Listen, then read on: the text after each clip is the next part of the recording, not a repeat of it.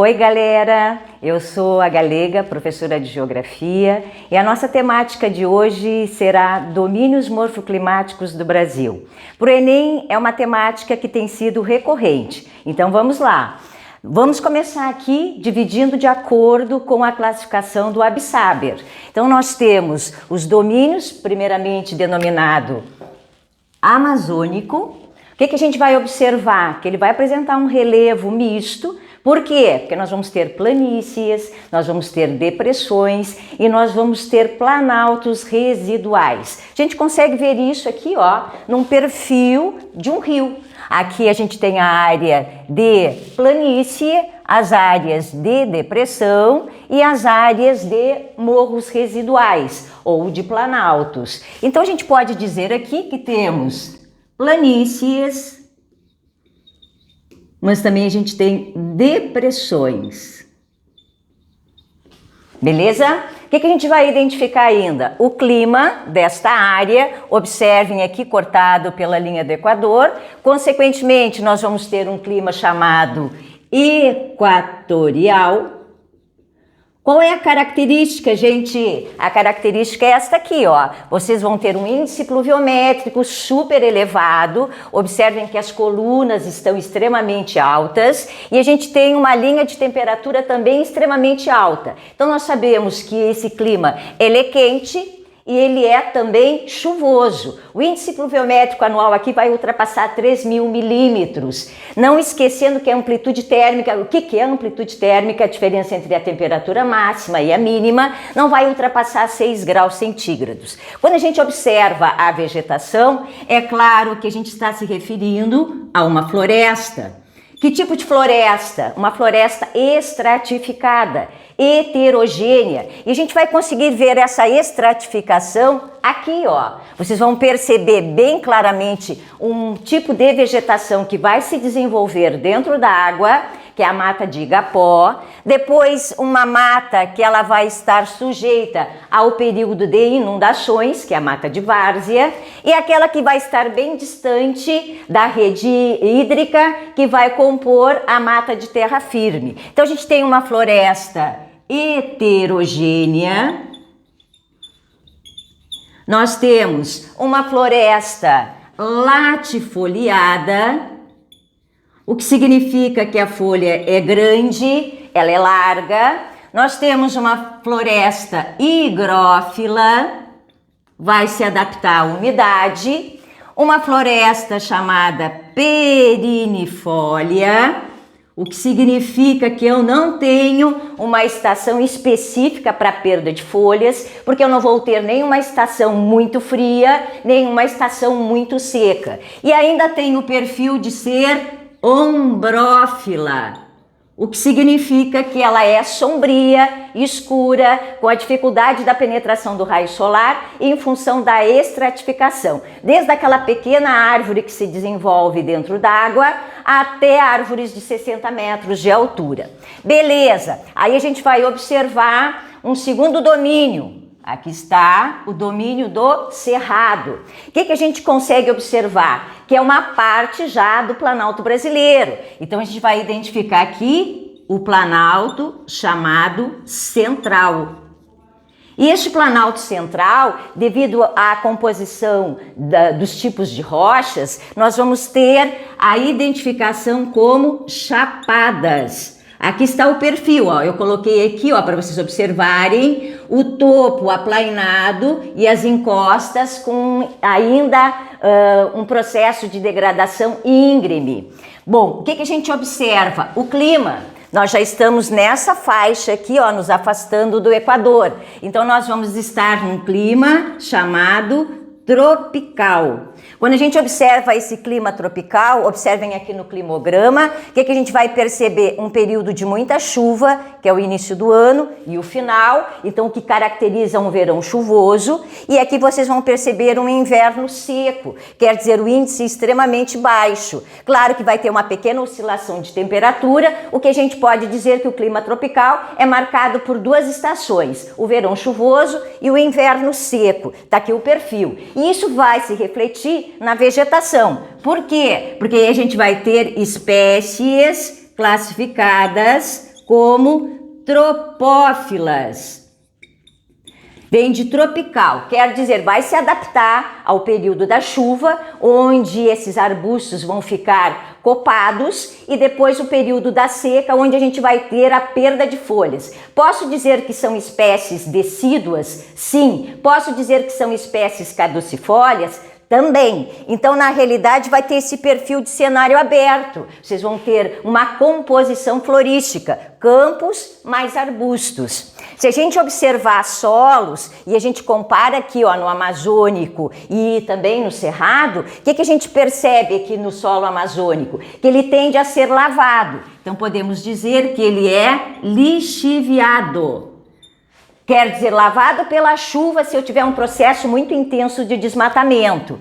Além disso, ele pode ter a canga. O que é a canga? A canga é a laterita. Então, pode ocorrer solos laterizados, a formação de uma crosta ferruginosa. Isso pode acontecer, essa laterização. Aqui também pode. E a gente ainda tem o perfil desse solo ser ácido. Então, ácido, e ainda pode apresentar a laterita. Então, vocês já sabem que para poder fazer essa correção aqui, eu posso aplicar o método da calagem, que é a adição de calcário ao solo para neutralizar essa acidez. Beleza, aí a gente vem vindo aqui, ó, e vamos observar um outro domínio, que é a caatinga, típica do sertão nordestino. O que a gente observa? Que na realidade esse domínio ele está entre planaltos. O planalto aqui que vai a gente caracterizar como central e esta área aqui que é outra parte do planalto brasileiro, que é o planalto atlântico. Então a gente diz que o que vai compor esse cenário são depressões interplanálticas. Além disto, ainda pode aparecer o que a gente chama de inselbergues, que são morros testemunhos, testemunhos de um antigo relevo, justamente dessa faixa aqui, ó, que vai corresponder aos mares de morros. Então nós sabemos que depressão interplanáutica e morros testemunhos compõem o relevo da caatinga. Que tipo de clima? Ainda estamos na faixa tropical, só que aqui é uma variante. Então entramos no clima tropical semiárido. Observem aqui, ó, no climograma, as temperaturas ainda vão se manter elevadas e tu vais ter um índice pluviométrico extremamente baixo. O índice maior vai ser no início do ano. Quando eu comparo esse índice pluviométrico anual com este aqui, o que a gente percebe? Que aqui é mais de 3.000 milímetros ano. Aqui vai ficar entre 600 e 800 milímetros. Tanto é que a gente vai delimitar uma área aqui chamada Polígono da Seca, justamente os municípios que vão ficar com menos de 800 milímetros ao ano. Beleza, que tipo de vegetação? Uma vegetação que se adapte justamente a esse clima semiárido. Então vão aparecer espécies chamadas xerófilas. Toda vez que aparecer essa expressão aqui, ó, cheiro, porque vocês podem encontrar xerófitas, xerófilas, xeromorfas, é a adaptação à falta de água. Então, qual é o perfil? Tipo mandacaru, aonde eu encontro espinhos, o caule é encerado para evitar a transpiração e as raízes são profundas para buscar água. Então tá aqui um perfil dessa região. É claro que como a evaporação é muito intensa, o que acontece? Um processo de solos salinizados. Quer dizer, os sais minerais vão aflorar a superfície muitas vezes. Beleza, e aí a gente entra nesta faixa aqui, ó, que vamos identificá-la como mares de morros. Na realidade, eu estou fazendo uma alusão à forma de relevo. Então, são os pães de açúcar. A sequência de morros arredondados, tipo meia laranja, certo? Então, aqui, pães de açúcar. Formas policonvexas. Posso dizer que isso aqui é uma parte do Planalto brasileiro? Sim, o chamado Planalto Atlântico. Claro que aqui eu vou ter a influência da maritimidade e isso vai se refletir no clima. Observem que também vai ser marcado por duas estações. Eu posso chamar este clima aqui de tropical atlântico ou posso chamá-lo de litorâneo. E aí a gente vai perceber que o período de chuva vai ser mais intenso no inverno. Isso aqui é um perfil principalmente do litoral nordestino. O que a gente observa? Então que ele é litorâneo, marcado também por duas estações. Só que quando tu comparas a faixa litorânea com esta região aqui do Cerrado, que é do interior, o que a gente percebe? Que o inverno vai ser a estação da estiagem. E aqui a gente vai ter uma redução no índice pluviométrico no período de verão. Vai se acentuar mais no período de inverno, a chuva. Bom, se a gente avaliar originalmente, o que eu percebo? Que tinha uma vegetação que cobria essa sequência de morros arredondados. Então aqui, Mata Atlântica. Beleza, essa Mata Atlântica, ela é também uma floresta heterogênea. Ela é muito parecida com o perfil que a gente tem lá da Amazônica, aonde ela vai ser também latifoliada, aonde ela vai ser também higrófila, adaptando-se à umidade, principalmente proveniente do oceano. E ela vai ser ainda perinifolia. Não tem um período específico para perda de folhas. Quando tu avalias o solo, dá para a gente perceber que a gente tem uma série deles com características de fertilidade. Então aparece aqui solos férteis. Nós vamos destacar um massapê no litoral nordestino, mais o terra roxa mais para o centro-sul. Esse é o perfil que a gente tem desse domínio denominado mares de morros. Quando a gente avalia mares de morros e cerrado, o que a gente percebe? Que a gente tem uma grande devastação, assim como a gente tem no domínio amazônico. Só que isto aqui, esse processo de devastação, ele foi ao longo do tempo, desde a chegada dos portugueses. E aqui no Cerrado, em função da fronteira agrícola, foi a partir da década de 60, principalmente com a construção de Brasília. A partir daí se intensificou o processo de devastação. Quando eu falo do domínio amazônico, é claro que a devastação existe e ela é intensa principalmente no que a gente chama de franjas amazônicas, ou então frentes pioneiras, que é um processo de avanço da soja e da criação de gado. Não esquecendo aí nos projetos de mineração. Quando a gente vai chegando mais para o sul do Brasil, o que a gente percebe? A presença da araucária, que é típica aqui, ó, justamente do estado do Paraná, Santa Catarina e norte do Rio Grande do Sul. Vai compor uma parte do relevo brasileiro. Então aqui, ó, o Planalto brasileiro vai se chamar meridional. Aqui é possível identificar o que a gente chama de cuestas, aonde tem um lado, uma vertente que ela é arredondada pelo tipo de processo erosivo e outra ela é toda irregular. Quando a gente avalia o clima, ele é classificado como subtropical. O que significa que eu tenho chuvas regulares, observem, o índice pluviométrico anual ele vai ficar entre 1.600 a 1.800 ano e a gente vai perceber uma grande oscilação na temperatura. Então dá para observar 4 estações, o verão bem quente e o inverno bem frio. Aqui vocês vão ter, obviamente, um reflexo na vegetação. Então nós vamos ter uma floresta classificada como homogênea.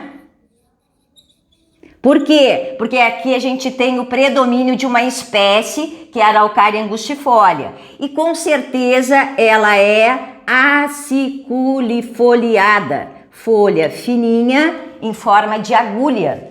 Enquanto que os solos vão ser diversos, porque nós vamos ter solos compostos por rochas sedimentares, areia e arenito, e nós vamos ter rochas compostas por basalto. Então vai ter áreas com fertilidade e áreas com menor índice. Então a gente pode dizer que eles são diversos. Quando a gente avalia pradaria, nós vamos pegar aqui, ó, o sudoeste do Rio Grande do Sul. O relevo, ele vai apresentar essa sequência de pequenas ondulações. Nós vamos chamar isso de coxilhas. E aí o clima vai se refletir, é o mesmo, ó, subtropical. Beleza, e a vegetação? A vegetação é herbácea, então a gente tem a presença aqui dos campos, os chamados campos limpos, embora vocês possam encontrar os chamados campos sujos, quando eu tenho maior vertente de água, e aí eu posso ter claramente a formação de alguns arbustos. E os solos aqui, pelo tipo de atividade agropecuária, de forma errônea ou de forma de desgaste desse solo, faz com que eles sejam arenizados. Isso aqui é uma tendência. O uso indevido para a agricultura e para a pecuária. Beleza, o que a gente observou ainda? Que além desses 6 domínios, domínio amazônico, cerrado, caatinga, mares de morros, araucária e pradarias, eu ainda tenho áreas de transição. Na realidade, pode ser uma mistura entre 2 domínios ou não. Então, se vocês observarem a letra A, isso aqui vai corresponder o que a gente chama de meio norte. Meio norte ou Mata dos Cocais. É uma área de transição entre o domínio amazônico e a caatinga. Concentração de palmeiras, tipo Carnaúba, Babaçu, Oiticica.